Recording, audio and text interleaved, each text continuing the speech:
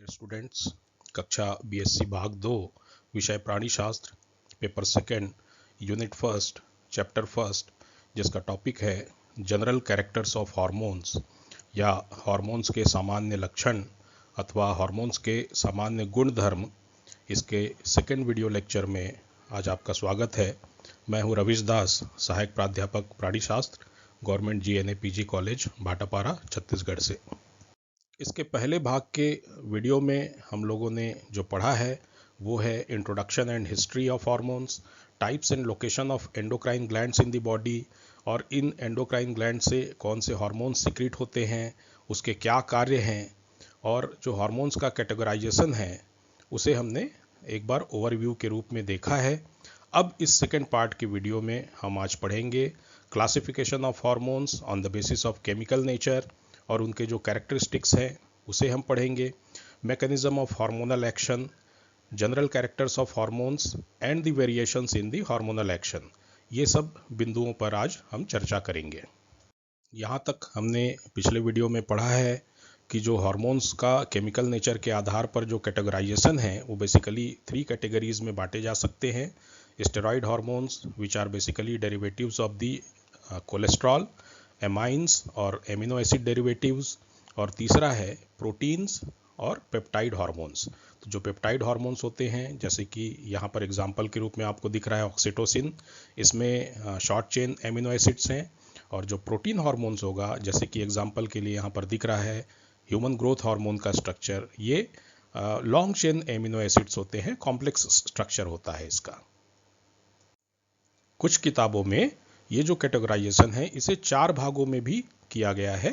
इसमें प्रोटीन और peptide hormones को अलग अलग कैटेगरीज में भी रखा गया है। अब हम आगे बढ़ेंगे, chemical nature of hormones and their characteristics. तो सबसे पहली कैटेगरी है steroid hormones. These are derived from cholesterol. इसका मतलब है कि ये कोलेस्ट्रॉल से बने होते हैं। ये लिपिड सॉल्यूबल होते हैं, मतलब नॉन पोलर नेचर के होते हैं।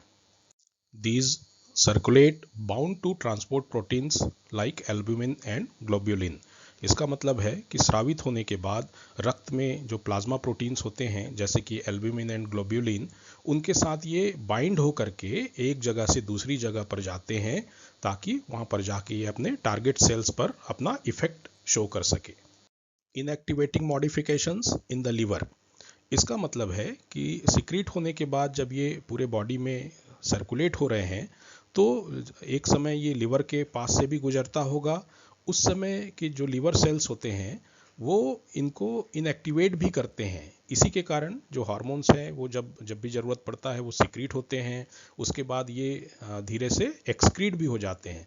तो इनका जो इनएक्टिवेशन मॉडिफिकेशन है वो लीवर में होता है। These steroid hormones are secreted by adrenal cortex, ovaries, testes and placenta. Examples of steroid hormones are androgens, जैसे कि testosterone and other androgens, estrogen and progesterone, glucocorticoids जैसे कि cortisol, और mineralocorticoids जैसे कि aldosterone. Second category of hormones are amines. These are amino acid derivatives modified from tyrosine amino acid, यानी tyrosine amino acid से ये बने होते हैं। वेरी लो मॉलिक्यूलर वेट, क्योंकि सिंगल एमिनो एसिड का मॉडिफिकेशन होता है, उसमें कुछ एक ग्रुप ऐड होते हैं, तो इस प्रकार से इनका जो मॉलिक्यूलर वेट है वो सबसे कम होता है। सुविधा की दृष्टि से इसे भी 2 कैटेगरीज में बांटा जा सकता है। एक है कैटेकोलामाइन हार्मोन्स और दूसरा है आयोडोथायरोनिन्स। तो जो कैटेकोलामाइन हार्मोन्स हैं ये एड्रिनल मेडुला और न्यूरॉन से सीक्रेट होता है। कैटेकोलामाइन्स आर सॉल्युबल इन ब्लड, मतलब ये रक्त में घुलनशील होते हैं। सर्कुलेट आइदर अनबाउंड और loosely bind with the albumin. तो जब इनका सर्कुलेशन होता है तो आइदर ये किसी से भी बाइंड नहीं होते, प्लाज्मा प्रोटीन में घुले हुए होते हैं, और कभी कभी ये बहुत ही लूजली बाइंड होते हैं एल्ब्यूमिन प्रोटीन, जो प्लाज्मा प्रोटीन है उससे। These have short biological half lives 1 to 2 minutes। इसका मतलब है कि ये सीक्रेट होने के बाद ब्लड में 1 से 2 मिनट तक ही रहते हैं। तो इसी बीच ये अपना इफेक्ट शो करते हैं। तो ये सबसे फास्ट एक्टिंग हार्मोन्स भी हैं जो कि बहुत ही जल्दी अपना टारगेट ऑर्गन पर अपना इफेक्ट शो करते हैं। इसके बाद इनका एक्सक्रीशन भी हो जाता है बहुत ही जल्दी, इसलिए इनका हाफ लाइफ बहुत ही छोटा है। इनके एग्जाम्पल्स हैं norepinephrine, epinephrine and dopamine. Next category जो है आयोडोथायरोनिन्स का है। ये थायराइड ग्लैंड से सिक्रीट होते हैं। इनका एग्जाम्पल है टेट्राआयोडोथायरोनिन, जिसे हम थायरोक्सिन हार्मोन के नाम से जानते हैं, और ट्राईआयोडोथायरोनिन। ये दोनों थायराइड ग्लैंड से सिक्रीट होने वाले अमाइन हार्मोन्स हैं। These transported in blood bound to serum binding proteins। तो जो सीरम बाइंडिंग प्रोटीन्स होते हैं उनके साथ बाउंड होकर के इनका ट्रांसपोर्टेशन होता है। These have long half lives। जैसे कि थायरोक्सिन के लिए जो हाफ लाइफ है वो है 7 days। इसका मतलब यह हुआ कि अगर 1 माइक्रोग्राम थायरोक्सिन हार्मोन ब्लड में सिक्रीट हुआ है तो वह लगभग 7 दिन के बाद लगभग आधा माइक्रोग्राम थायरोक्सिन हार्मोन सर्कुलेशन में बचेगा। तो हार्मोन्स की जो तीसरी कैटेगरी है वह है प्रोटीन और peptide hormones. These are short chain and long chain amino acids. तो जो पेप्टाइड हार्मोन होंगे वो शॉर्ट चेन एमिनो एसिड होगा और प्रोटीन हार्मोन्स होंगे वो लॉन्ग चेन एमिनो एसिड्स होगा with the complex structure. These are soluble in body fluids. ये जो बॉडी फ्लूइड्स होते हैं जैसे कि एक्स्ट्रा सेलुलर फ्लूइड या फिर जो ब्लड है, इनमें ये सॉल्युबल होते हैं। Circulate mainly unbound except growth hormones. इसका मतलब है कि ये जब ब्लड में सर्कुलेट करते हैं तो ये बेसिकली प्लाज्मा में डायरेक्टली सर्कुलेट करते हैं बिना किसी बाइंडिंग प्रोटीन के साथ अटैच हुए। These have short biological half lifes. इनका जो हाफ लाइफ है वो अपेक्षाकृत छोटा होता है। These are removed primarily by endocytosis and lysosomal degradation of hormonal receptor complexes. तो इनका जो संचरण से जो एक्सक्रीशन है या इनका जो रिमूवल है वह एंडोसाइटोसिस विधि से हो सकता है अथवा जो लाइसोसोम्स होते हैं कोशिकाओं में वह इनका डिग्रेडेशन करता है हार्मोनल रिसेप्टर कॉम्प्लेक्सेस का लाइसिस करके। Many are small enough to appear in urine in physiological active form, for example FSH and LH। तो जैसे कि जो फॉलिकुलर स्टिमुलेटिंग हार्मोन है या ल्यूटिनाइजिंग हार्मोन है, इनका प्रेजेंस एक्टिव फॉर्म में हमें यूरिन में भी मिल सकता है। इसका मतलब है कि यह बहुत ही छोटे साइज के होते हैं जिससे कि ये फिल्टर होकर के यूरिन में भी एक्सक्रीट होते हैं। पेप्टाइड हार्मोन्स जिनमें शॉर्ट चेन एमिनो एसिड्स होता है उनके एग्जाम्पल हैं ग्लूकागॉन, ऑक्सीटोसिन, ADH या एंटी डायूरेटिक हार्मोन जिसे हम वैसोप्रेसिन के भी नाम से भी जानते हैं, कैल्सिटोनिन हार्मोन और पैराथायराइड हार्मोन। इसी प्रकार से जो प्रोटीन हार्मोन्स के एग्जाम्पल जो कि कॉम्प्लेक्स स्ट्रक्चर का होता है, लॉन्ग चेन एमिनो एसिड्स होते हैं, वो हैं growth hormone, insulin, prolactin, FSH follicular stimulating hormone, LH luteinizing hormone. हमने केमिकल नेचर के आधार पर हार्मोन्स का कैटेगराइजेशन किया और उनके रेस्पेक्टिव कैरेक्टरिस्टिक्स हमने पढ़े। अब हम देखेंगे कि अदर कैरेक्टरिस्टिक्स क्या हैं हार्मोन्स के। Hormones are secreted by the ductless glands directly into the circulation. इसकी चर्चा भी हम पिछले वीडियो में कर चुके हैं कि जो एंडोक्राइन ग्लैंड्स होते हैं वो डक्टलेस ग्लैंड्स भी कहे जाते हैं और यहाँ से ये हार्मोन स्रावित होते हैं सीधे रक्त परिसंचरण तंत्र में। Secretion of hormones is triggered in response to a specific stimulus. Stimulus या किसी प्रकार का उद्दीपन, उसके रेस्पॉन्स में ये हार्मोन्स सिक्रीट होते हैं और ये उद्दीपन या स्टिमुलस किसी भी प्रकार के हो सकते हैं जैसे कि न्यूरल जो कि ब्रेन से रिलेटेड होगा या हार्मोनल स्टिमुलस भी हो सकता है। जैसे कि हमने देखा कि पिट्यूटरी ग्लैंड से निकलने वाले हार्मोन्स दूसरे ग्लैंड के हार्मोन्स को सिक्रीट करने के लिए या इनहिबिट करने के लिए स्टिमुलेट करते हैं और ये एक सबस्ट्रेट फीडबैक मैकेनिज्म से भी ये स्टिमुलेट हो सकता है, इसका सिक्रीशन कंट्रोल हो सकता है।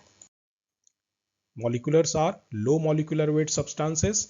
जो इनका आणविक भार होता है वह अपेक्षाकृत कम होता है। Small amount is sufficient hence secreted in less amount. तो जो हार्मोन्स का जो सिक्रीशन है वो बहुत ही अल्प मात्रा में होता है। Generally do not stored in the body, इसका मतलब है कि यह शरीर में कहीं पर स्टोर्ड फॉर्म में उपस्थित नहीं होता, जबकि जो ग्लैंड इसे प्रोड्यूस करता है उसमें कुछ समय के लिए यह स्टोर हो सकता है। Hormones are transported through the blood either dissolved or by binding with the plasma transport proteins. तो इसकी चर्चा हम कर चुके हैं कि हार्मोन्स का जो ट्रांसपोर्ट होता है जो भी ग्लैंड्स से लेकर के उस टारगेट ऑर्गन तक जाने के लिए, तो ये ब्लड के प्लाज्मा में आइदर डिजॉल्व होकर के ट्रांसपोर्ट होता है और ट्रांसपोर्ट प्रोटीन्स से बाइंड होकर के भी ये इनका ट्रांसपोर्ट हो सकता है। Hormones are easily diffusible into the tissues, इसका मतलब है कि इनका जो डिफ्यूज़न है वो बहुत ही आसानी से हो जाता है, जिससे कि ये टारगेट सेल्स तक आसानी से पहुंच सकें। The target cells of a hormone is generally different from the site of its origin। तो सामान्य रूप से जो हार्मोन का जो टारगेट सेल होता है वह जो इसका ओरिजिन है एंडोक्राइन ग्लैंड, उससे सामान्य रूप से कहीं दूसरी जगह पर स्थित होता है। As specific receptors in the target cells, ये जो रिसेप्टर्स होते हैं स्पेसिफिक होते हैं पर्टिकुलर हार्मोन्स के लिए, वो टारगेट सेल में उपस्थित होते हैं। इसी के आधार पर हार्मोन का कार्य होता है। और ये जो रिसेप्टर्स होते हैं यह दो प्रकार के हो सकते हैं, इंट्रासेलुलर भी हो सकता है जो कि कोशिका के अंदर होगा, या एक्स्ट्रा सेलुलर भी हो सकता है जो कि नॉर्मली प्लाज्मा मेम्ब्रेन में उपस्थित होता है। Binding to a transport protein और रिसेप्टर इज रिवर्सिबल, इसका मतलब है कि जब ये ट्रांसपोर्ट होते समय किसी प्रोटीन के साथ अटैच होते हैं अथवा किसी टारगेट सेल के रिसेप्टर के साथ जब ये जुड़ते हैं तो इनका जो बाइंडिंग है वो रिवर्सिबल होता है, यानी वापस ये हार्मोन्स अलग हो सकते हैं उससे। Lipid soluble hormones generally diffuse through extracellular fluid and enter inside the cell through plasma membrane. तो जो लिपिड सॉल्युबल हार्मोन्स होते हैं वो सामान्य रूप से इनके रिसेप्टर्स कोशिका के अंदर होंगे और ये जनरली डिफ्यूज होकर के प्लाज्मा मेम्ब्रेन को क्रॉस करके और कोशिका के अंदर जाता है और वहां पर अपना एक्शन प्रदर्शित करता है। On the other hand some hormones bind with the receptors of plasma membrane and alter the permeability of the plasma membrane और इनिशिएट द सेकेंड मैसेंजर। तो जिन हार्मोन्स के जो रिसेप्टर्स एक्स्ट्रा सेलुलर होते हैं प्लाज्मा मेम्ब्रेन में उपस्थित होते हैं, ऐसे हार्मोन्स प्लाज्मा मेम्ब्रेन में रिसेप्टर्स के साथ बाइंड होते हैं और ये प्लाज्मा मेम्ब्रेन के जो परमिएबिलिटी है किसी भी आयन के लिए या फिर किसी भी सबस्ट्रेट के लिए उसे इफेक्ट कर सकते हैं, अथवा इस प्रकार के हार्मोन्स सेकेंड मैसेंजर सिस्टम को भी इनिशिएट कर सकता है। इसे हम आगे जाकर डिटेल में पढ़ेंगे। Removed from circulation by kidney and liver, तो जो इनका एक्सक्रीशन होता है वो किडनी के द्वारा हो सकता है, लीवर के द्वारा हो सकता है। इसकी चर्चा हमने कुछ समय पहले भी की है। इनका इसीलिए एक हाफ लाइफ होता है जिसके कारण ये धीरे धीरे एक्सक्रीट होते रहते हैं। Do not participate directly in the target cell but catalyse the activities or desired response in the target cells. तो ये जो टारगेट सेल में जाकर के किसी भी एक्टिविटीज़ में किसी भी रिएक्शन में डायरेक्ट पार्टिसिपेट नहीं करते, बल्कि वहाँ पर किसी भी डिजायर्ड रिस्पॉन्स को कैटेलाइज करते हैं, उसे उद्दीप्त करते हैं।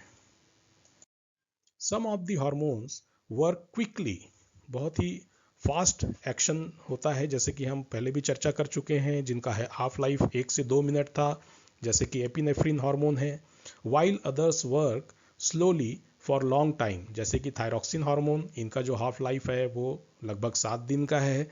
तो इस प्रकार से ये हार्मोन्स बहुत ही क्विक एक्शन वाले भी हो सकते हैं और थोड़े से लंबे समय तक एक्ट करने वाले हार्मोन्स भी हो सकते हैं।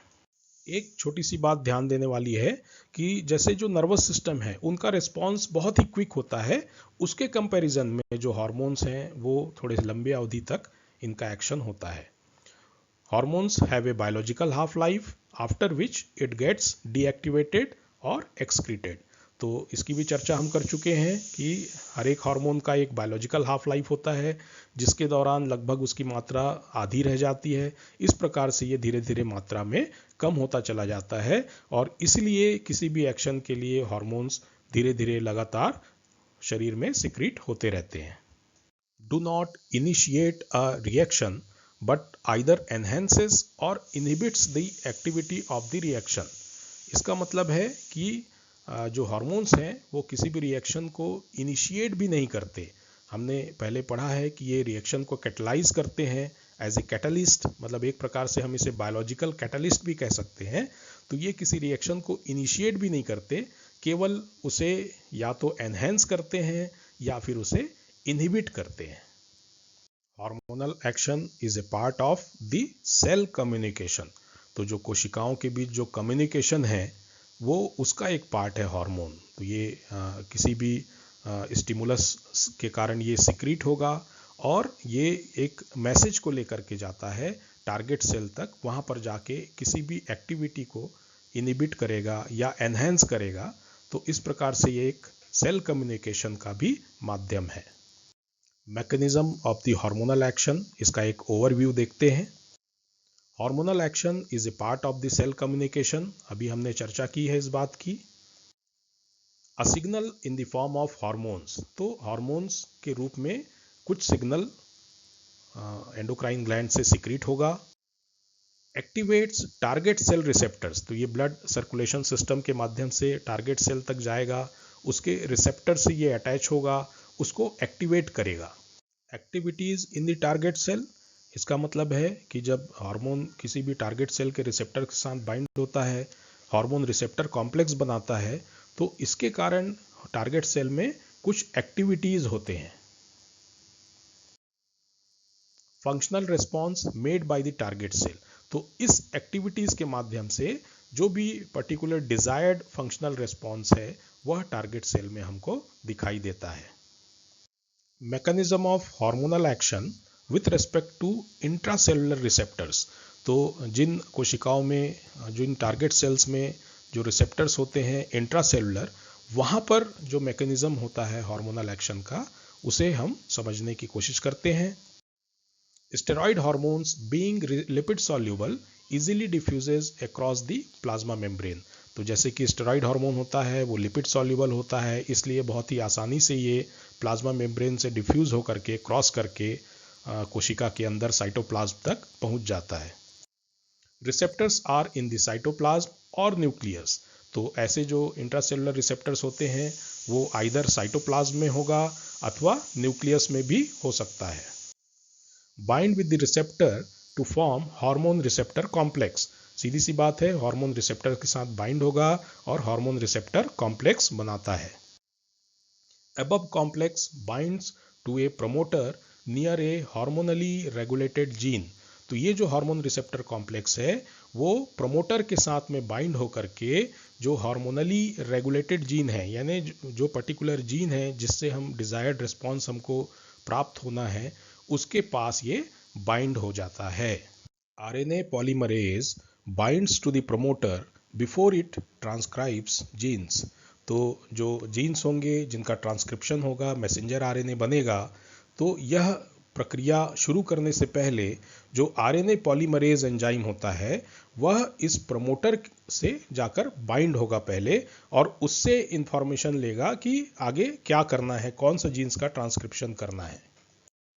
ट्रांसक्रिप्शन एंड ट्रांसलेशन, मतलब उस पर्टिकुलर जीन्स का ट्रांसक्रिप्शन होगा, मैसेंजर आरएनए बनेगा और यह मैसेंजर आरएनए फिर न्यूक्लियस से निकल करके राइबोसोम्स तक जाएगा और राइबोसोम्स में प्रोटीन सिंथेसिस होगा जिसे हम ट्रांसलेशन कहते हैं। And then the formation of protein product, for example enzyme, तो इस ट्रांसलेशन प्रक्रिया के द्वारा जो प्रोटीन बनेगा वह जैसे कि एक एंजाइम हो सकता है और इससे हमको जो डिजायर्ड रिस्पॉन्स है वह प्राप्त होता है। Target cell response achieved by the production of above protein, तो इस प्रकार से जैसा कोई प्रोटीन बना उससे हमको उस टारगेट सेल में एक पर्टिकुलर रिस्पॉन्स प्राप्त होता है। Mechanism of hormonal action with respect to intracellular receptors, तो जो हमने अभी पढ़ा है उसका एक डायग्रामेटिक रिप्रेजेंटेशन है इस डायग्राम के माध्यम से हम बहुत आसानी से इस पूरी प्रक्रिया को समझ सकते हैं। हार्मोन यहाँ प्लाज्मा मेम्ब्रेन क्रॉस करके साइटोप्लाज्म में आता है, जहाँ पर कि एक रिसेप्टर से ये कंबाइन होकर के हार्मोन रिसेप्टर कॉम्प्लेक्स बनाता है। यह जो हार्मोन रिसेप्टर कॉम्प्लेक्स है वह न्यूक्लियर पोर को क्रॉस करके न्यूक्लियस के अंदर आता है, और जहाँ पर ट्रांसक्रिप्शन होना है उस पर्टिकुलर जीन के पास में ये उससे अटैच होता है। जो आरएनए पॉलीमरेज है पहले जा कर के उससे अटैच होगा, उसके बाद फिर जो ट्रांसक्रिप्शन की प्रक्रिया होगी उस प्रक्रिया से मैसेंजर आरएनए का निर्माण हुआ। यह मैसेंजर आरएनए फिर से देखिए न्यूक्लियर मेम्ब्रेन से बाहर निकला और जाकर के राइबोसोम्स के पास यह प्रोटीन का निर्माण किया। यह प्रोटीन किसी भी प्रकार के हो सकते हैं, जैसे कि एक एंजाइम हो सकता है, और उस एंजाइम के बनने से हमको एक पर्टिकुलर रिस्पॉन्स भी मिलता है। तो ये प्रोटीन का बनना हमारे लिए ये एक डिजायर्ड रिस्पॉन्स है। Mechanism of hormonal action with respect to extra cellular receptors. तो जिन टारगेट सेल्स में जो हार्मोन्स के लिए रिसेप्टर्स एक्स्ट्रा सेलुलर होते हैं वह प्लाज्मा मेम्ब्रेन में उसके रिसेप्टर्स होते हैं। तो यहाँ किस प्रक्रिया के तहत हार्मोनल एक्शन होगा उसे हम समझने का प्रयास करते हैं। Normally, the receptor of peptide or protein hormones are located in the plasma membrane of the target cells. तो सामान्य रूप से प्रोटीन और पेप्टाइड हार्मोन्स के जो रिसेप्टर्स होते हैं यह एक्स्ट्रा सेलुलर होते हैं और प्लाज्मा मेम्ब्रेन में लोकेटेड होते हैं। Hormones bind to the above receptors. सीधी सी बात है कि हार्मोन जाएगा और उस पर्टिकुलर रिसेप्टर के साथ में बाइंड होगा। Binding activates an enzyme that catalyses the conversion of ATP to cyclic AMP। तो इसका मतलब हुआ कि जब हार्मोन्स रिसेप्टर के साथ में बाइंड होते हैं तब एक एंजाइम को एक्टिवेट करते हैं, जिससे कि जो ATP है एडेनोसिन ट्राइफॉस्फेट, उससे जो साइक्लिक AMP या साइक्लिक एडेनोसिन मोनोफॉस्फेट बनने की जो प्रक्रिया है यह कैटलाइज हो जाती है। Cyclic AMP serves as second messenger. अब यह जो साइक्लिक AMP या साइक्लिक एडेनोसिन मोनोफॉस्फेट जो बना है ATP के द्वारा, यह जो साइक्लिक AMP है वह सेकेंड मैसेंजर के रूप में कार्य करेगा। This second messenger then turns on enzymes. अब ये जो सेकेंड मैसेंजर है साइक्लिक AMP, यह आगे जाकर के और किसी एंजाइम्स को स्टिमुलेट करेगा। This in turn may activate more number of enzymes. और इस प्रकार से ये अधिक संख्या में एंजाइम्स को एक्टिवेट करते हुए आगे बढ़ता है। And so on as per required response of the target cell to be achieved. तो हमें जो रिस्पॉन्स हमको प्राप्त होना है उस रिस्पॉन्स के लिए ये नंबर ऑफ एंजाइम्स को एक्टिवेट कर सकता है।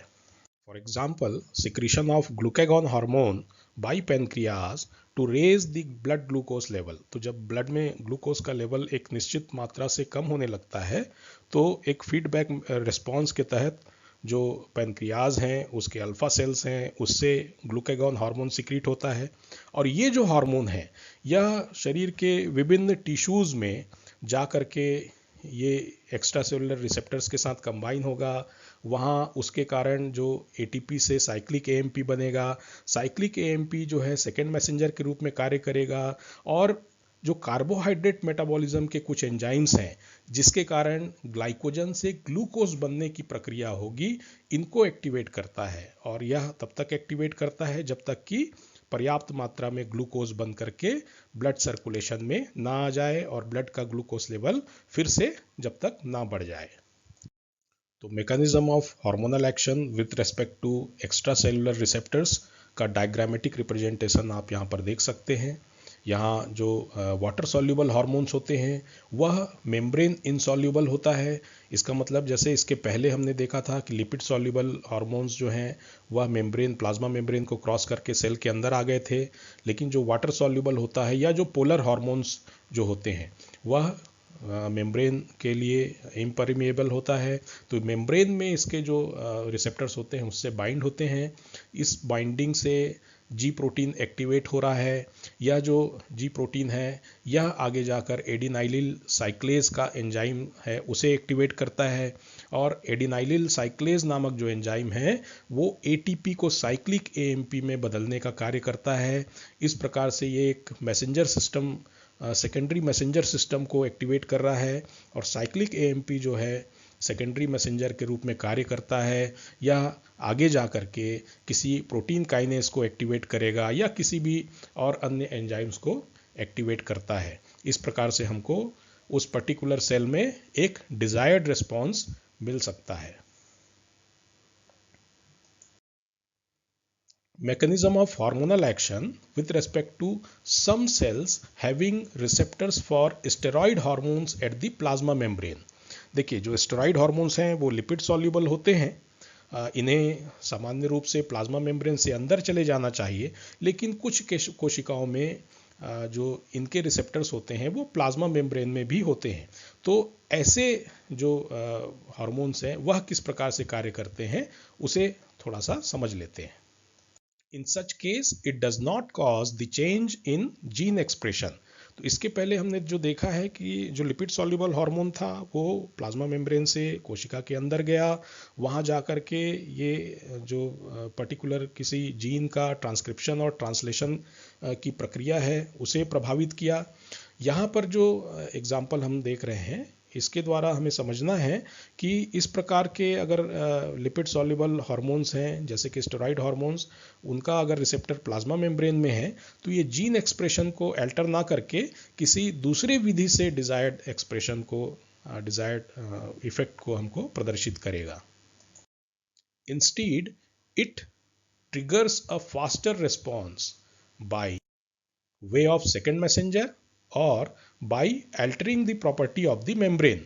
तो यहाँ पर जब हार्मोन पर्टिकुलर रिसेप्टर के साथ अटैच होगा प्लाज्मा मेम्ब्रेन में, तो ये जो हार्मोन रिसेप्टर कॉम्प्लेक्स होगा वो सेकेंड मैसेंजर सिस्टम के रूप में भी किसी कार्य को स्टार्ट करेगा, या फिर उस पर्टिकुलर प्लाज्मा मेम्ब्रेन का जो परमिएबिलिटी है या उसका प्रॉपर्टी है उस मेम्ब्रेन का, उसको अल्टर करेगा, उसको चेंज करके जो डिजायर्ड रिस्पॉन्स हमको प्रदर्शित करेगा।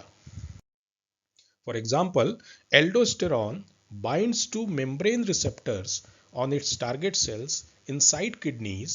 These target cells then become more permeable to the sodium ions। तो जैसे कि जो एल्डोस्टेरॉन हार्मोन है, स्टेरॉइड हार्मोन है, इनके रिसेप्टर्स टारगेट सेल के प्लाज्मा मेम्ब्रेन में होते हैं किडनीज में, तो वहाँ जब ये हार्मोन बाइंड होता है तब उस पर्टिकुलर टारगेट सेल का जो परमिएबिलिटी है फॉर द सोडियम आयंस उसे अल्टर करके हमें एक पर्टिकुलर डिजायर्ड रिस्पॉन्स दिखाता है। Variations in the hormonal responses, तो हार्मोन्स के लिए किसी भी टारगेट सेल का जो रिस्पॉन्स होगा उनमें किस प्रकार से अंतर हो सकता है उसे समझने का प्रयास करते हैं। Cells ignore a hormone unless it has a receptor for it. ये बहुत ही क्लियर है कि जब तक कि किसी पर्टिकुलर सेल में उस पर्टिकुलर हार्मोन के लिए रिसेप्टर ना हो तब तक कि वह सेल उस पर्टिकुलर हार्मोन के लिए रिस्पॉन्स देने का, रिस्पॉन्स प्रदर्शित करने का कार्य नहीं करेगा। Mostly the cells have receptors for more than one hormone. तो ये भी सामान्य सी बात है कि एक कोशिका में एक से अधिक प्रकार के हार्मोन्स के लिए भी रिसेप्टर्स हो सकते हैं। Binding of one hormone to a cellular receptor may block, enhance or have no effect on the cellular response to the other hormones. तो एक हार्मोन का अगर किसी सेलुलर रिसेप्टर से बाइंडिंग हो गया है तो वो हो सकता है कि किसी दूसरे हार्मोन के लिए वो पर्टिकुलर जो सेल है, टारगेट सेल, वह कार्य ना कर पाए या उसकी एक्टिविटी बढ़ भी जाए या उसे किसी भी प्रकार से प्रभावित ना भी करे, ऐसा भी हो सकता है। Concentration of a hormone in tissue is directly related with the response of the target cell. तो जितनी ज़्यादा मात्रा में हार्मोन रहेगा सर्कुलेशन में, उसका जो प्रभाव है उस पर्टिकुलर टारगेट सेल में उतना ही ज़्यादा दिखाई देगा। The cellular response to a hormone also depends upon a target cell's nutritional and metabolic state. तो इसका मतलब यह हुआ कि कोई भी पर्टिकुलर सेल जो टारगेट सेल है उसमें एक पर्टिकुलर हार्मोन के लिए रिसेप्टर तो है, लेकिन उस टारगेट सेल का जो न्यूट्रिशनल स्टेटस है या मेटाबॉलिक स्टेट है या उसमें जो उपस्थित मशीनरी है उसकी स्थिति के ऊपर भी उसका रिस्पॉन्स डिपेंड करता है। जैसे कि अगर किसी पर्टिकुलर प्रोटीन का सिंथेसिस होना है लेकिन उसमें एमिनो एसिड्स ही नहीं है, उस प्रोटीन का जो बिल्डिंग ब्लॉक है जो जिससे चेन बन के वो प्रोटीन बनना है, उसके लिए एमिनो एसिड्स ही अगर उस कोशिका में नहीं है तो यह हार्मोन उस पर्टिकुलर रिस्पॉन्स को अंजाम नहीं दे सकेगा। And at last, the environmental factors such as day length and temperature can influence a cellular response for a hormone. तो एक पर्टिकुलर हार्मोन के लिए जो रेस्पॉन्स है उसे एनवायरमेंटल फैक्टर भी प्रभावित कर सकता है, जैसे कि तापमान कम या ज़्यादा होने से किसी भी सेल्स के जो एक्टिविटीज़ हैं वो प्रभावित हो सकते हैं। These are the references which have been used for preparing this video lecture.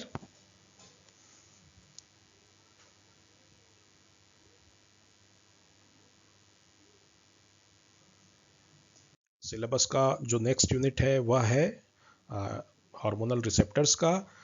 तो यहाँ पर जो मैकेनिज्म ऑफ हार्मोनल एक्शन है उसे और डिटेल में पढ़ सकेंगे। उसके बाद एक और यूनिट है जिसमें है disorders due to endocrine and other glands. तो वहाँ पर कौन सी बीमारियाँ हैं जो इनसे रिलेटेड हैं, उसके क्या लक्षण हैं, उन सब का अध्ययन करेंगे। Thank you so much.